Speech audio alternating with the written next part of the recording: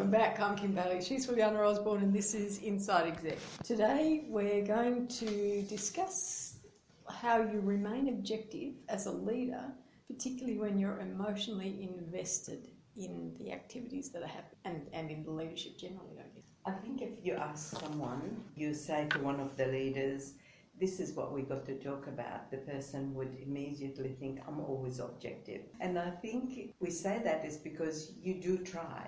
But the fact is that you're a human being, and a human being has inbuilt biases that we're not even aware of. So, for example, you've got a team of people, and if you really are honest with yourself, you might find that you like some more than others. To what extent does that lead you to not being objective? It's probably a question that you may not have thought about, or thought, no, I don't. When we're at work, everyone is equal, or even at home with your family, children, whatever. You're saying I'm being unbiased and being very objective in my decision making, but you are influenced. So influenced maybe because of, let's talk about the different team members that you have. Some of them, they just have a little bit more personality that works for you, which means that they're more vivacious, they're more engaging when they talk, they can express themselves better. And you have another person with probably at some point, at some time, a much better idea, except that person's delivery is not as good, or you really haven't got to know them. Stopping there, I would think, so what does that mean? Do I have to know each member of mine and like them equally for me to be objective? The answer to that is absolutely not. You can't be like that. What you've got to know is actually check up on yourself each time you're about to make a decision and say, am I being objective? What's the pros and cons? And actually face those things about, oh, I'm listening to Joe and I really like Joe's ideas and Joe's great and he's been so good in the past and blah, blah, blah. But I'm looking at Adam and Adam is, I'm not keen on what they said. Go back to that. Am I not keen on the content, the idea? Have I validated the idea? Have I validated my thinking and my emotions? So we're really talking about emotionally invested on two levels. Emotionally invested in the project or the activity or the decision that has to be made, and then the contributions that come with making that decision or moving that task forward. For me, it would be about having measures in place. I think that the objective measures for moving a project through its timeline are the things that take the emotion out of those decision-making processes, but you will still be emotionally involved in the project and in the team and in the team's performance. So you can't ever be objective, I don't think. You can't ever be completely objective. No decision is without emotion at some level, whether it's because you're keen to get it done, whether you just want it out of the way, whether you like the people, whether you don't. There will always be a level of emotion because there is a level of commitment. For you as a leader and as a manager, you've made some sort of emotional investment in your career and in this organisation and in this process. And to put all of that aside and be simply and completely and coolly objective would make you artificially intelligent. and those decisions get made for different reasons and not by people. The other factor in not being objective is your own biases that you may not be aware of. Your own biases, let's talk about introducing a project or something like that.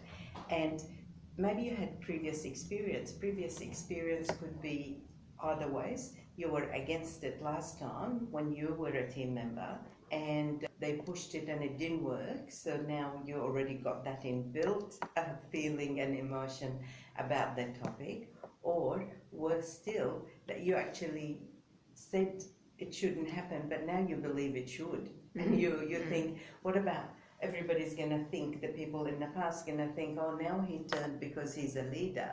Again, they're emotional biases. So yes, go back to validating why and what changed between last time and now.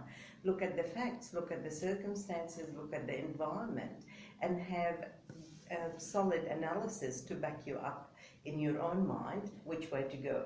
You also run the risk, we've talked at the moment really about the negative emotions and conflicting emotions, but there might be the other end of the scale. You might be really excited and really enthusiastic, and you might have passed that on to the team, and they might also be enthusiastic and really keen to get it done. And that emotional investment in the project and in the success and the excitement of bringing something new to bear perhaps might pull you through and help you to move the project forward without making well-based decisions. It's still coming back to having measures in place that are objective measures, and those things need to be set out at the beginning of the project, and certainly you can review them. But again, we're looking at the reviews not being an emotional investment in wanting the task done or wanting a better result than you're getting, or pushing it forward faster because you are getting better results than you expected.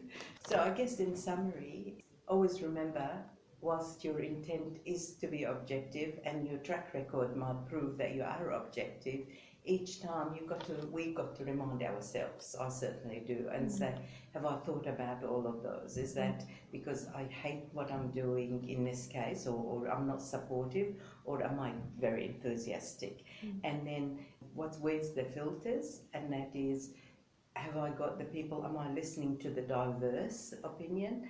Are those opinions backed by information and facts that will help me get the best decision at the time? So maybe also it's something as simple as keeping track of what you're doing during the day. Now, I've been introduced in the last couple of weeks to a new form of daily diary, I suppose you could call it. And it's simply a matter of every time you make a decision, you put down a face on the app that's on the phone. So it's a smiley face, or it's a straight line, or it's an unhappy face. There's about 5 different levels. And what it does by the end of the day is you look back at that and you think, oh, I did this decision I was happy with, and why was I happy with it? So it gives you some tools to do a review of how you're making decisions throughout the day, and whether there's a time in the day where you make better decisions, where you are less emotionally involved. Like I know for me, the time between 4 and 5 o'clock in the afternoon is the worst time for me to make decisions. It's where I am biorhythmically, as we used to say in the 80s, at my low, and I don't make good decisions at that time of the day. I do make better decisions in the morning. That's just me. I'm a morning person. I know that for many they are night persons, evening persons, and they make better decisions early afternoon to the evening.